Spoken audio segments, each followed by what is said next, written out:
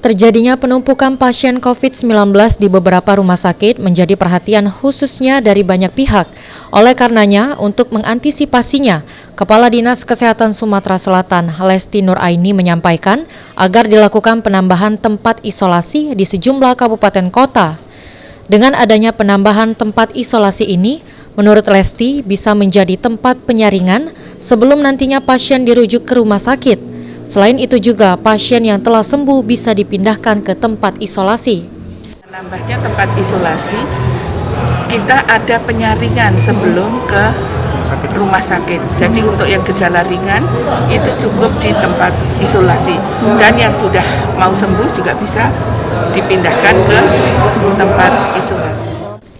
Secara keseluruhan menurut Lesti, jumlah tingkat keterisian pasien COVID-19 di Sumsel mencapai 55%. Namun demikian, perlu adanya kewaspadaan untuk mengantisipasi lonjakan pasien COVID-19 di Sumatera Selatan.